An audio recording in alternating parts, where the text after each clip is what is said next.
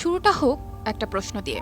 ধরুন আপনার পরিবারের কারো হত্যাকারী হঠাৎ আপনার সামনে এসে দাঁড়ালে কি করবেন তখন?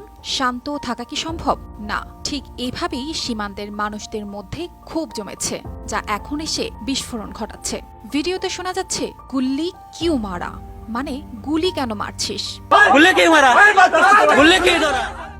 ঘটনার অনুসন্ধানে জানা যায় কয়েকদিন আগে ত্রিপুরার কৈলা শহরের মাগুরলি গ্রামে ভারত বাংলাদেশ সীমান্তে এক মর্মান্তিক সংঘর্ষ ঘটে। সীমান্তের ওই পারে বসবাসকারী মানুষরা তাদের আপনজনদের হত্যার প্রতিশোধে যেন রক্তের তৃষ্ণায় পুড়ছিল। তাদের চোখে ছিল যন্ত্রণার ছাপ আর মুখে ছিল অসহায়তার গল্প। রহিমপুর বাজারে বিএসএফ রক্ষীরা স্থানীয় বাসিন্দাদের সঙ্গে সংঘর্ষে জড়িয়ে পড়ে। আন্তর্জাতিক সংবাদ মাধ্যম ডিডব্লিউ জানিয়েছে, কোনো কারণ ছাড়াই বিএসএফ বাজারে হামলা চালায়। রাবার বুলেট ছোড়ার পর পরিস্থিতি এমন পর্যায়ে পৌঁছায় যে তার নিয়ন্ত্রণের বাইরে চলে যায়। এদিকে স্বৈরাচার শেখ হাসিনা পালিয়ে যাওয়ার পর দিল্লি ও ঢাকার মধ্যে সম্পর্কের দূরত্ব স্পষ্ট হয়ে উঠেছে। রাজনৈতিক টানাপোড়েন শুধু দুই দেশের সরকারেই সীমাবদ্ধ থাকেনি, বরং তার প্রভাব সরাসরি সীমান্তের মানুষের জীবনে পড়েছে। নানা ইস্যুতে তৈরি হওয়া এই জটিলতা সীমান্তে উত্তেজনা আরও বাড়িয়েছে। গল্পের এখানেই শেষ নয়। সীমান্তের কাঁটাতারে আটকে থাকা ফেলানি আর সেই ফেলানির মতো শত শত প্রাণের নীরব আর্তনাদ যেন এখনো শোনা যায়। এই কাঁটাতার কোনো সাধারণ তার নয়, প্রতিটা তারে লেগে আছে রক্তের দাগ, যন্ত্রণার ইতিহাস। প্রতিটি দেহ একটি সংখ্যা নয়, বরং এক একটা জীবনের গল্প। সেই গ্রামবাসীরা যখন বিএসএফ রক্ষীদের সামনে পড়ে, তখন তাদের মনে পড়ে যায় তাদের হারানো আপনজনদের কথা। এ কারণে সেই দিন তারা ভয়কে তুচ্ছ করে রুখে দাঁড়ায়। তাদের চোখে মুখে ছিল একটাই প্রশ্ন, গুল্লি কিউ মারা, অর্থাৎ গুলির প্রয়োজন কেন।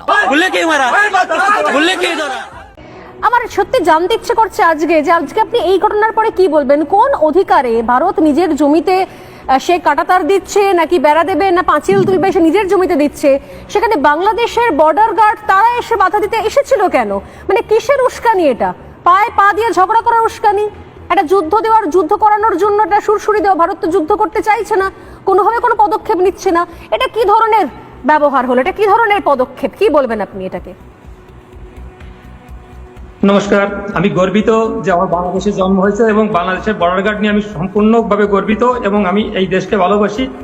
এই দেশের জন্ম আমার শত জন্মের কর্মের ফলে হয়েছে। কারণ বাংলাদেশের মতো একটা শক্তিশালী জন্মগ্রহণ করা একটা ভাগ্যের ব্যাপার, ভারতের মতো একটা দুর্বল দেশে জন্মগ্রহণ করা অন্য ব্যাপার। বিমল দা যে বললেন যে আমাদের যে বর্ডার গার্ডে যেটা করছেন আপনি যেটা বললেন, এখানে সীমান্তে নো ম্যান্স ল্যান্ড এবং 0 পয়েন্টের একটা ডিস্টেন্স থাকে। তারপর তার নিজস্ব সেই নো ম্যান্স ল্যান্ডে 0 পয়েন্টে আপনারা বেড়া দিতে পারবেন না। 2 তারিখ যখন বেড়া শুরু করেন তখন আমাদের বর্ডার গার্ডের মানে আপত্তিতে আপনারা যে বেড়া বন্ধ করছেন তখন সেটা 0 পয়েন্টে। আপনারা আজকে বেড়া শুরু করছেন, দীর্ঘদিতে কাজ চলছে, কিন্তু সেটা 0 পয়েন্ট থেকে আপনাদের সীমানায় করছেন। আপনাদের সীমানায় বেড়া দেবেন না, পুকুর কাটবেন না, গাছ লাগাবেন, এতে বাংলাদেশের কিছু আসা যায় না। আর বাংলাদেশ নিয়ে আমি যেভাবে বললেন দুর্বল, সরিষা খেতে ট্যাঙ্ক নিয়ে একবারও বলবেন না। আপনার বয়স কত আমি জানি না, আপনি 2001 সালে আপনার বয়স কত ছিল? 2001 সালে আপনার উস্কানি দিয়েছিলেন সীমান্তে।